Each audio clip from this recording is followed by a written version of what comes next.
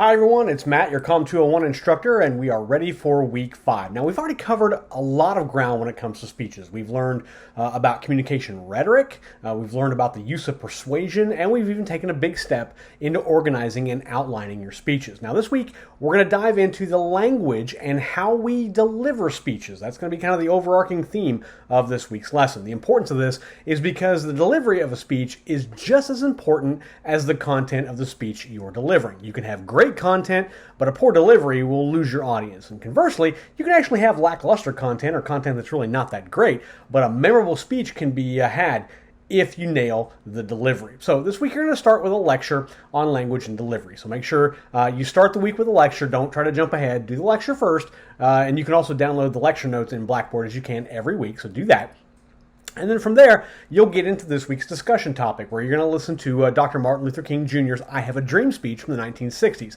This was arguably one of the most powerful speeches delivered in recent memory, and it is referenced time and time again, almost every day, in terms of not just the content, but the delivery of the speech that King had in Washington, D.C. So follow the discussion prompts and make sure that your initial post covers all 3 of the items that you need to address this week. Then you're going to watch something a little bit different. In fact, something completely opposite. This is a candidate for election delivering a speech that was not really that great. You're going to submit a 750-word essay discussing the errors made by the speaker, what could have been done differently, and you're going to dive into the speaker's nonverbal cues and how they likely impacted the audience that he was delivering to. And the last thing this week is going to be probably one of the most important.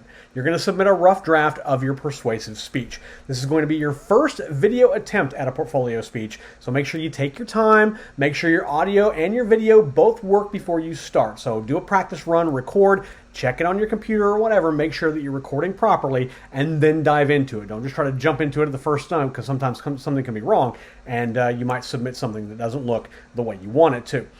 Make sure you're using 2 sources, at least 2. More is better, but use at least 2 sources to support your point, and then you cite them appropriately in your speech. Use visuals and source that as well.